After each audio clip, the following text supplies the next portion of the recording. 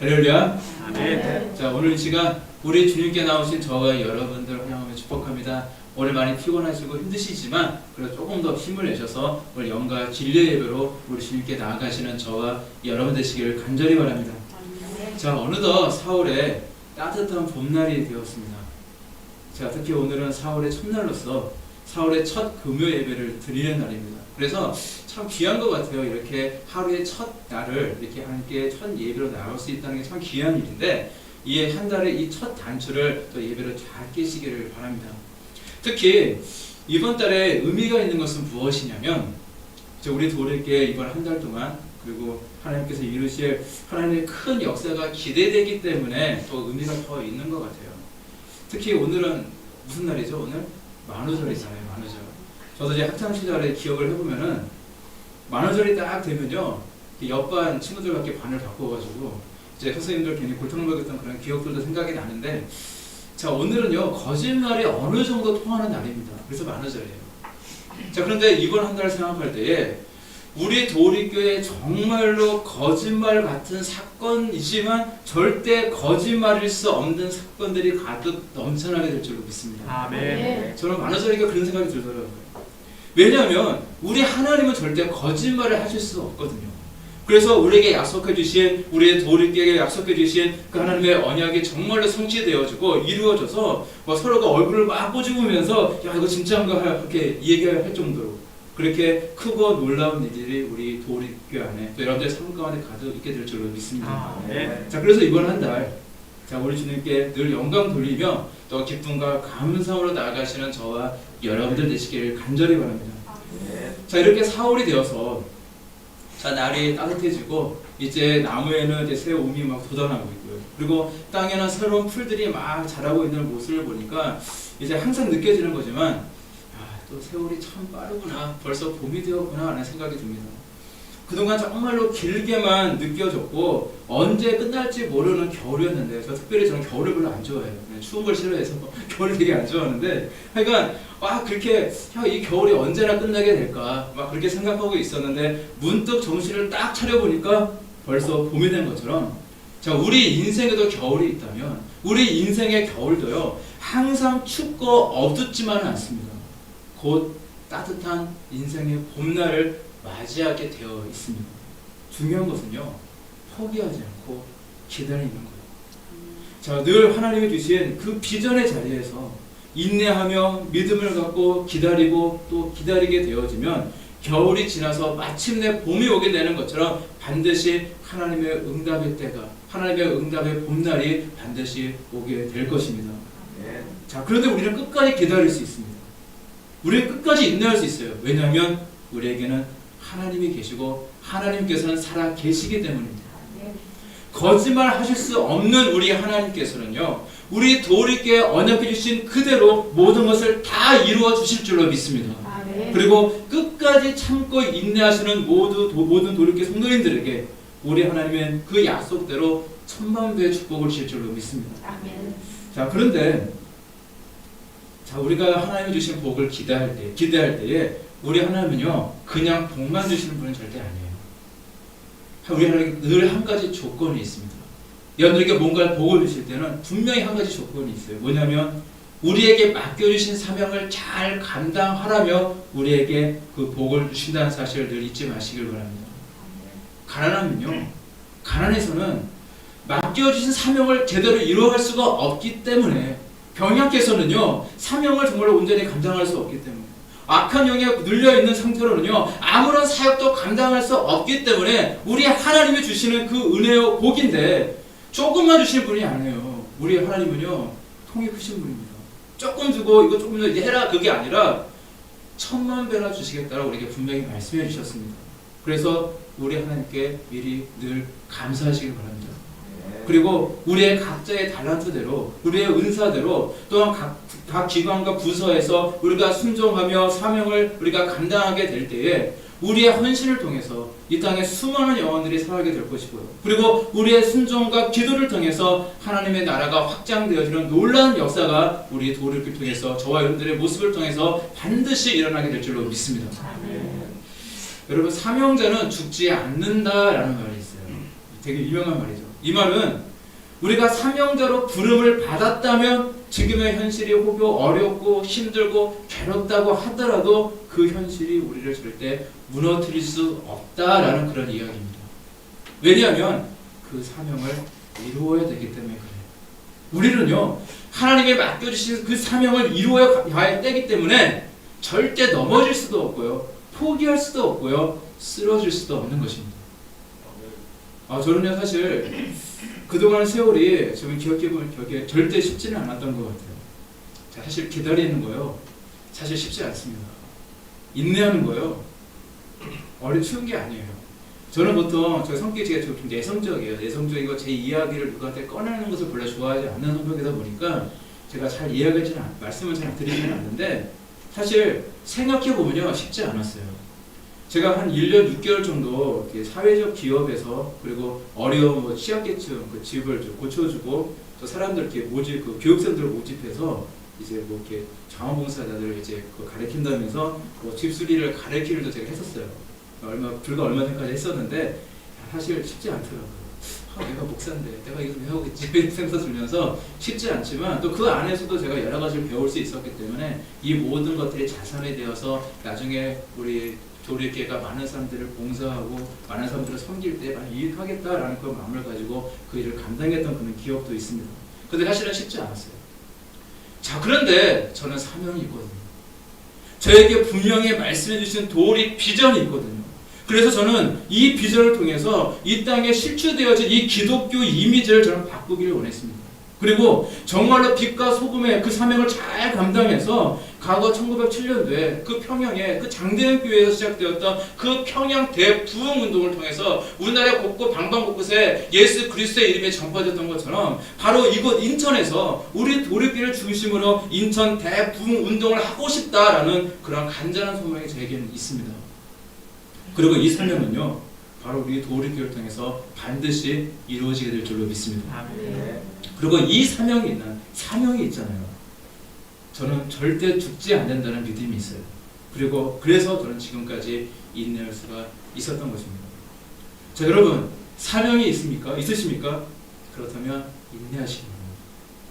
그러면 내게 주신 사명을 이루기를 원하시는 우리 하나님께서요, 곧 역사하시고 곧 응답하시고 곧 우리에게 큰 은혜로 더해 주실 줄로 믿습니다.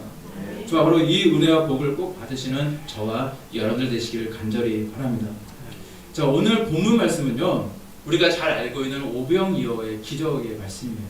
그래서 여기 이제 보리떡 5개와 물고기 2마리를 가지고, 이제 오늘 보면은 표현이 안 되어 있지만 다른 말씀을 보게 되어지면 그 5,000명이 장정만 5,000명이라는 표현이 되어 있는데, 자, 그렇게 장정만 5,000명, 남자 성인들만 5,000명을 먹였던, 정말로, 그리고 12강제에 남겼던 정말 놀라운 기적의 역사에 대한 말씀이거든요. 제가 자세히 말씀을 드리지 않더라도 이 오병이의 말씀에 대해서 모르시는 분들은 단 한 분도 없을 거예요. 그런데 오늘 말씀을 깊이 들여다보면요, 2명의 인물이 등장합니다. 예수님의 제자들 2명의 인물이 등장하게 되어지는데, 바로 이 너무나도 달랐던 이 2명의 제자들을 통해서 우리는 많은 것을 깨달을 수가 있습니다. 첫 번째 제자는 빌립이었습니다. 자, 예수님께서 빌립에게 이렇게 말씀하십니다. 우리 보신 말씀 5절 말씀 보게 되니까, 예수께서 눈을 들어 큰 무리가 자기에게로 오는 것을 보시고 빌립에게 이르시되 우리가 어디서 떡을 사서 이 사람들을 먹이겠느냐 하시니, 그때 빌립이 이렇게 대답합니다. 7절 말씀 보게 되어지니까, 빌립이 대답하되 각 사람으로 조금씩 받게 할지라도 200데나리온의 떡이 부족하리이다. 이 얘기를. 빌립은요, 똑똑한 사람이었어요. 굉장히 똑똑한 사람이었습니다. 특별히 오늘 본문에서 예수님과 제자들이 있었던 이 디베라 지역인데, 이 디베라 지역은 바로 빌립의 고향이기도 했어요. 자, 빌립은 그 누구보다도 자기 고향의 이 디베라에 대해서 잘 알고 있는 인물이었습니다. 가게가 어디에 있는지, 사람들이 누가 살고 몇 명이 살고 있는지 모든 걸 잘 알고 있던 사람이었어요. 자, 그래서 예수님께서 그 동네 사람이었던 이 빌립에게, 자, 우리가 떡을 사서 이 사람들을 먹이면 좋겠는데, 자, 어디서 이렇게 떡을 사서 이렇게 먹이면 좋겠냐, 뭐 그런 얘기를 하신 겁니다. 그 질문을 받은 이 머리 좋은 빌립은요, 재빠르게 계산을 합니다. 머리가 막 이상하게 돌아가요. 자, 그곳은 장정만 5,000명이니까 어린 아이들이랑 노인들과 여성들을 다 포함하면 약 한 2만 명쯤 그곳에 있었다고 해요. 자, 그래서 빌립이요 예수님께 딱 이렇게 얘기합니다.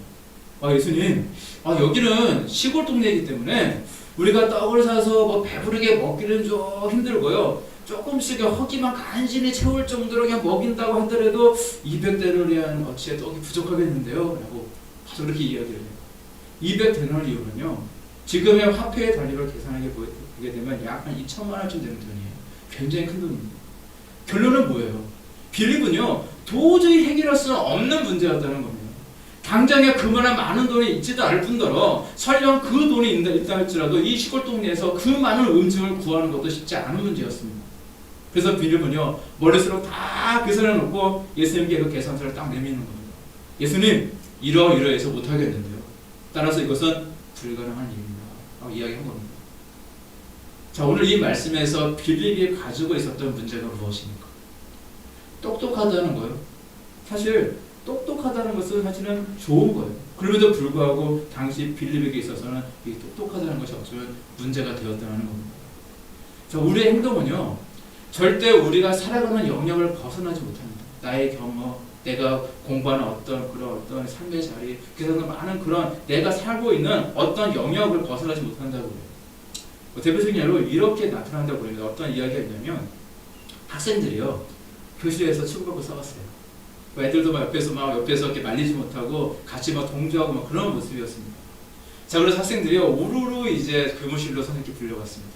당연히 이제 무릎 꿇고 손 들고 있었겠죠. 이렇게 구석에서 애들이 다 흔들고 있었어요. 자, 이 아이들을 보고 교무실에 있던 선생님들이요, 각각 한마디씩 다 합니다. 자, 이 말 속에서 이 선생님들의 생각의 영역이 그대로 나타나고 있어요. 잘 들어보세요. 국어 선생님은 뭐라 얘기했을까요? 국어 선생님, 에휴, 자기 주제도 모르고. 다니면서 왜 싸우면서 야단을 쳤어요. 에이, 자기 주제도 모르고. 수학 선생님은 뭐라고 했을까요? 자기 분수도 모르고 이야기를 했어요. 음악 선생님은, 야, 니들은 어째 이렇게 말리지 못할 망정 같이 장난을 맞추냐 하면서 야단을 쳤대요. 세계사 선생님은, 야, 너희들이 싸운다고 세계가 달라지냐? 이렇게 야단을 쳤다고 합니다. 세문화 선생님은 어떻게 했을까요? 이 벌레만 못한 놈들, 이렇게 얘기했다고 해요. 급식 담당 선생님도 지나가던 이야기를 합니다. 야, 너희들은 밥만 먹고 그렇게 할 일이 없냐? 그렇게 이야기했다는 그런 이야기. 웃으라고 지어낸 그런 재미있는 이야기일지는 모르지만, 사실 나도 모르는 사이에 내 사고와 언역에도 이렇게 영향을 주고 있다. 정말로 나도 모르는 사이에 내가 살고 있는 어떤 가치관, 내가 무엇을 생각하느냐, 내가 어떤 곳에 살고 있냐, 그것이 바로 나의 어떤 사고의 언어에도 이렇게 영향을 주는 것이다 라는 것을 우리는 익히 알 수가 있습니다. 자, 그렇다면 여러분의 영역은 어디까지입니까? 자, 우리의 이성과 경험의 영역 안에 국한되어 있습니까? 내 눈에 보이는 대로만 믿는 정도의 영역밖에 되지 않습니까? 우리는요, 우리의 눈에 보이는 대로 정말로 살아가는 것이 아니라 이 보이는 세상을 넘어서서 그 너머에 있는 영의 세계를 우리는 바라볼 수 있어야 됩니다. 다시 말해서 바로 나의 믿음의 눈이 열려 있어야 된다는 이야기입니다. 빌립은요, 바로 옆에 계신 예수님이 누구인지를 바라보지 못했다는 거예요. 자신들을 가르치는 선생님이었지만은 그 이전에 우리 예수님은 바로 하나님의 아들이셨습니다. 하나님이 정말로 이 땅에 보내신 바로 예수님이 바로 하나님의 아들이라는 사실까지 그런 영의 눈을 열어서 바라봐야 했어야 되는데 빌립은 그러지 못했습니다. 빌립은 자신의 경험과 이성이라고 하는 그 한계 속에서 국한되어서 조금 아는 지식으로만 따졌어요. 그래서 그는 예수님의 시험에 합격하지 못했던 겁니다. 자, 그런데 그 옆에 있던 다른 제자인 안드레는 좀 달랐어요. 자, 안드레는 지금 그들의 처해했던 객관적인 현실만을 보지 않았습니다. 사실 안드레도 잘 알고 있었습니다. 여기 2만 명이나 되는 사람들을 다 먹이려면 이 똑똑한 빌립의 이야기처럼 2천만 원이나 되는 돈도 필요할 거고, 그 시골 동네에서 이 많은 떡을 산다는 것도 사실 불가능할 것이라는 것도 그는 분명히 보였을 거예요. 그런데 안드레는요, 그것만 본 것이 아니라 자기들 옆에 계신 우리 예수님을 보고 있었습니다. 하나님의 아들이신 우리 예수님을 보고 있었다는 거예요. 그래서 안드레는 한 어린 꼬마가 가져왔던 정말 작은 보리떡 5개와 작은 물고기 그 2마리를 담긴 도시락을 가지고 와서 예수님께 갔던 것입니다. 아, 예수님, 여기 한 어린 아이가 작은 도시락을 가지고 왔는데 저 이걸 예수님께 드립니다. 그러나 이것이 이 많은 사람들에게 얼마나 되겠습니까? 자기가 가지고 있는 것은 이것이 전부이니까 예수님께서 알아서 해주실 줄 믿습니다. 그러면서 가지고 있는 전부를 예수님께 딱 드렸어요. 그것이 중요한 줄 믿습니다. 예수님은요, 빌립의 계산서를 사용하지 않으셨어요. 비록 작은 것이었지만 예수님께 500여의 그 도시락을 드렸던 우리 이 난들의 믿음을 사용하셨던 것입니다. 내가 물질이 없다고, 내가 건강이 없다고, 내가 환경이 연약하다고 하나님께서 나를 사용하지 않으시는 것은 절대 아닙니다. 나의 현실과 상황을 뛰어넘으시고 불가능을 가능하게 만드시고 절대 불가능이 없으신 전능하신 하나님께 우리는 나아가야 된다는 것입니다. 그리고 나의 믿음, 나의 열정, 나의 소망, 나의 모든 것, 비록 작은 것이라 할지라도 우리 주님께 나의 모든 것을 다 드려야 한다는 것입니다. 그때 비로소 역사가 나타나는 것입니다. 내가 드린 그것이 우리 예수님의 손에 들려질 때에 우리 주님께서 그것을 축복하며 기도해 주실 때에 그 놀라운 기적의 역사가 나타나게 되는 줄로 믿습니다. 우리가 오늘 본문 말씀에서 통해서 또 한 가지 우리가 주목해야 될 것은요, 예수님께서 빌립에게 하신 말씀은 바로 빌립을 시험하고자 주셨던 그런 말씀이고 또 예수님의 뜻이 그곳에 분명히 있었다라는 사실입니다. 6절 말씀에 이렇게 말씀하고 있습니다. 이렇게 말씀하심은 친히 어떻게 하실 것을 아시고 빌립을 시험하고자 하심이라 라고 말씀하고 있어요. 그래서 예수님께서 빌립을 시험하고자 하실 때 이미 예수님은 해답을 다 갖고 계셨습니다. 그리고는 빌립에게 빌립이 도저히 감당하지 못할 만한 숙제를 그에게 주셨던 거예요. 자, 우리 가정 가운데 사실 그렇지 않습니까? 우리가 어린아이를 키울 때에 내 어린아이가 자녀가 내 앞에 있을 때 이미 내 손에는요, 이 아이가 갖고 있는 문제를 다 해결할 수 있는 뭔가 물질이 있고 환경이 이미 나한테는 있어요. 부모로서. 이미 내 손에는요, 이 아이가 그렇게 원하는 로봇 장난감이 내 손에는 있습니다. 그런데 한번 시험해보잖아요. 얼마나 아빠 엄마를 믿고 있는지, 한번 내가 엄마 아빠가 얼마나 이 약속을 지킬 것인지를 믿고 있는지, 한번 시험해보고 싶어서 괜히 없는 척하면서 괜히 아이를 떠보고 아마 시험해보는 그런 경험들 아마 다 있으실 겁니다. 바로 우리 예수님의 마음도 사실 그와 같았다는 것입니다. 이미 예수님의 해결책을 다 갖고 계십니다. 이미 응답을 다 갖고 계십니다. 그리고 지금 내가 어떠한 모습으로 예수님께 나아가고 있는지 그 모습을 보고 계시다라는 것입니다. 따라서 예수님이 주시는 믿음의 시험이 있다면 전적으로 우리 예수님을 믿고 나아가시고 예수님만 섬기며 또 예수님만을 신뢰하면 된다는 거예요. 그 크신 손을 펼쳐서 우리에게 응답을 주시는 우리 주님이심을 전적으로 믿으시기를 바랍니다. 저랑은요, 그렇게 친한 친구는 아닌데, 그 학창 시절에도 이제 제가 기숙사 사는데 제가 기숙사에 놀러 오기도 하고, 이렇게 학창 시절부터 잘 알고 있고, 제가 특별히 이제 과거에 제가 강화도에서 목회를 했었는데, 그때 이제 그 교회에서 이제 수련 목회자로 제가 있던 시절에 그 지방에서 그 같은 지방에서 목회를 하던 제 친구 목사님 한 분 있었습니다. 그분은 제가 이제 수련 목회자로 제가 전도자 생활을 이제 시작할 때부터 이제 이미 목사를 미리 받았더라고요. 되게 일찍 받았고, 그리고 이제 큰 교회 이제 목사님의 아들이라서 빨리 목회를 나와서 이제 이렇게 목사를 굉장히 빨리 받았어요. 근데 그 당시 그 목사님이 이제 결혼하지 않은 미혼 상태였습니다.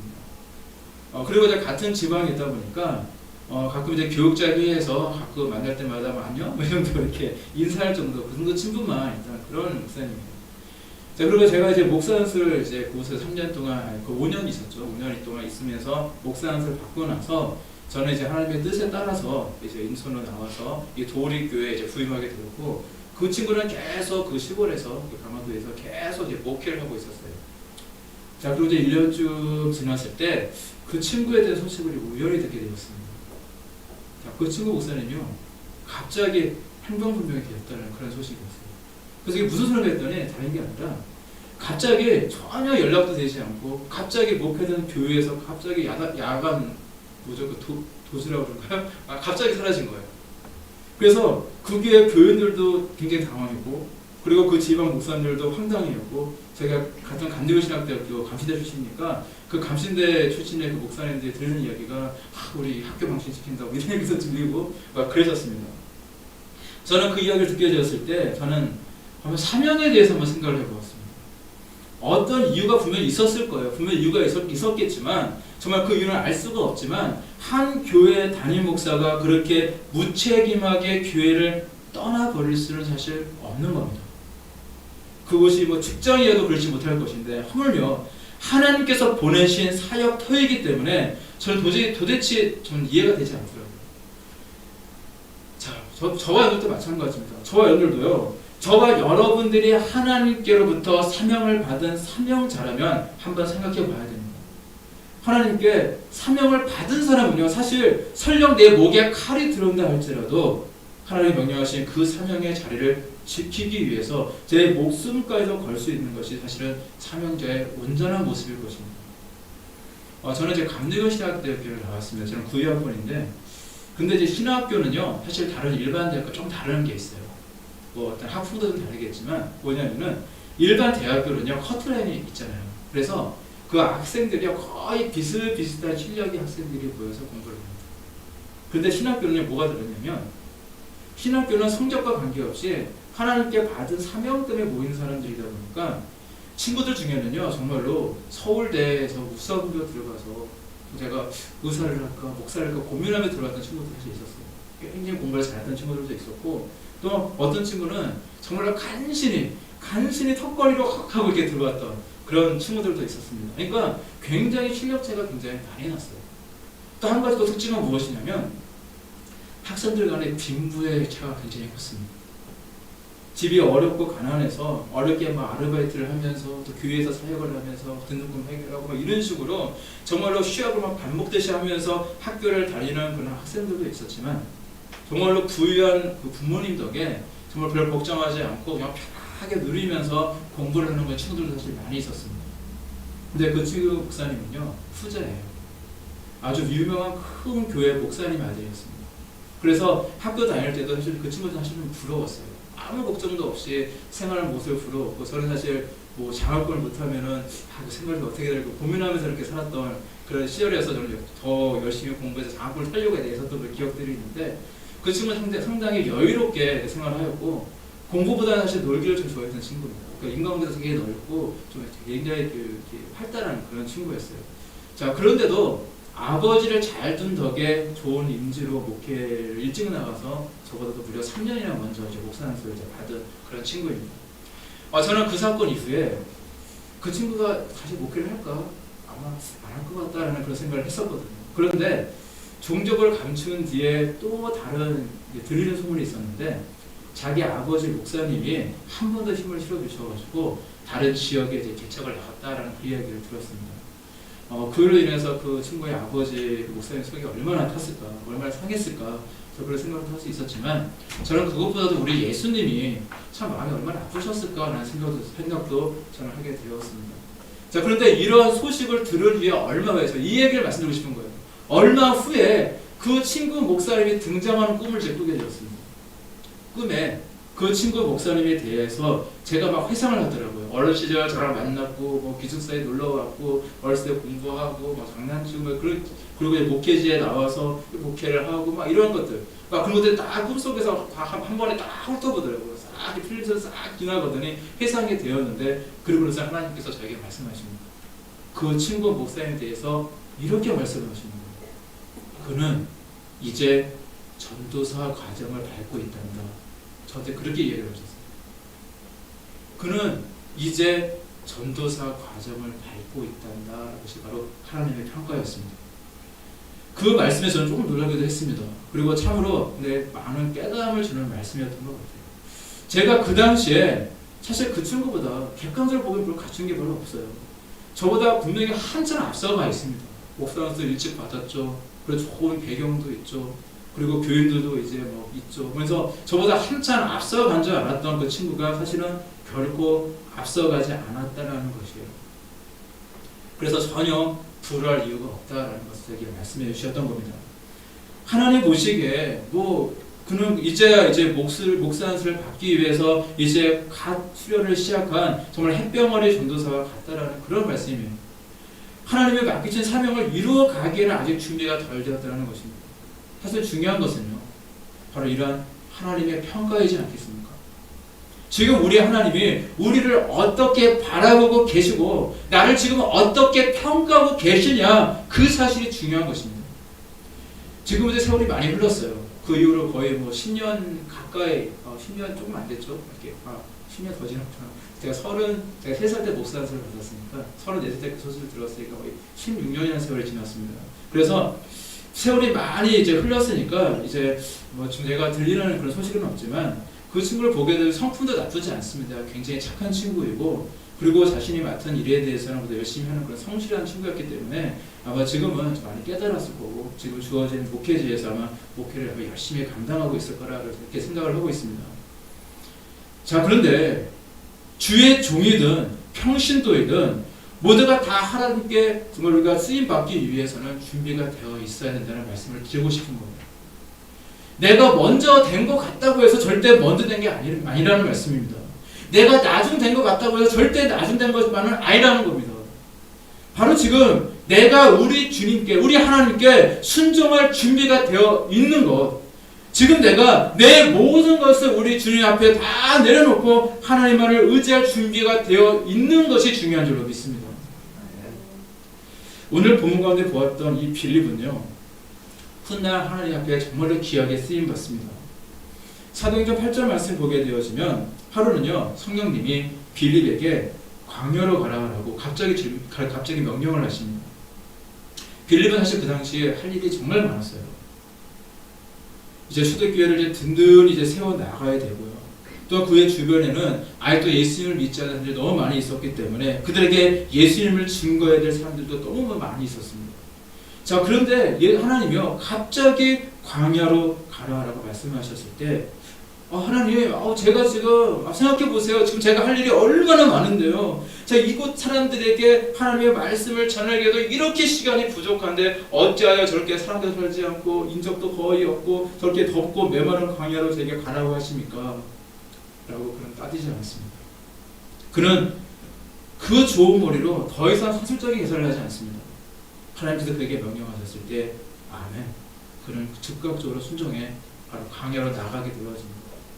그리고 그가 그렇게 순종하고 나아갔을 때 그는 그곳에서 에티오피아의 내시를 만나게 되는데, 그는 지금 따지면은 그 당시의 내시는요, 지금의 재무부 장관쯤 된다고 해요. 그리고 그를 만나서 그가 이사의 말씀을 보면서 정말로 그것을 이해하지 못하고 정말 고민하고 있을 때 빌립이 그것이 설명해 주면서 이사의 말씀에서 소개하고 있는 이분은 바로 예수님이라는 것을 말씀을 드리고, 그리고 이제 그에게 저희 그리스도의 그 복음을 전하고 또 그에게 또 세례까지 베풀어서 이제 그리스도인이 되게 합니다.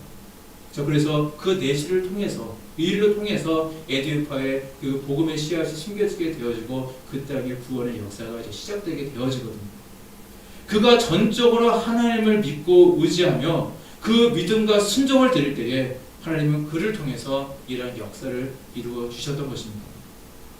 다행스러운 것은요, 항상 그 자리에서 그 모습 그대로라면 문제가 되어집니다. 우리도 마찬가지예요. 내 모습이, 내 신앙이 자라지 않고 그냥 맨날 그 모습 그대로 맨날 어린아이 같다면은 정말로 문제가 되어져요. 하지만 빌립은요, 그 믿음이 성장했습니다. 그게 중요합니다.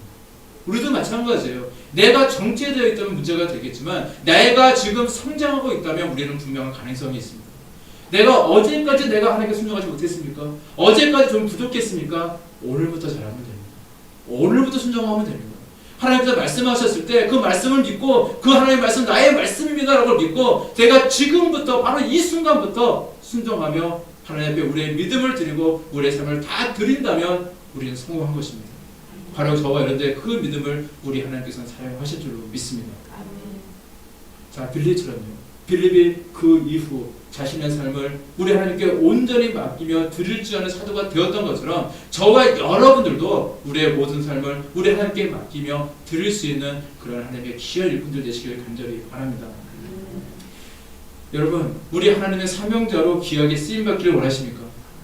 그렇다면 우리의 주님께 드리시길 바랍니다. 여러분의 믿음을, 바로 저와 여러분들의 순종을 하나님께 드리시길 바랍니다. 내가 들리는 것이 비록 아주 작은 것이라고 해도 우리 하나님의 손에 딱 들려지게 되어지면 오병이요, 별거 안 되잖아요. 그거 아마 지금의 제가 먹으면요 간에 기분도 타지 않을 겁니다. 근데 그 오병 이어로 무려 2만 명이나 되는 사람들을 다 먹이고도 12강주리가 넘겼던 그 역사와 같이 그 놀라운 역사가 이루어졌던 것처럼 늘 우리 주님께 드려지는 인생, 늘 우리 주님이 정말로 하나님 기뻐하시는 바로 그런 인생은 우리 주님이 저 복 주시고 쓰임 받는 인생으로 또 귀히 쓰임 받으시는 또한 저와 여러분들의 모습이 되시기를 우리 주님의 이름으로 간절히 축원합니다. 기도하시겠습니다.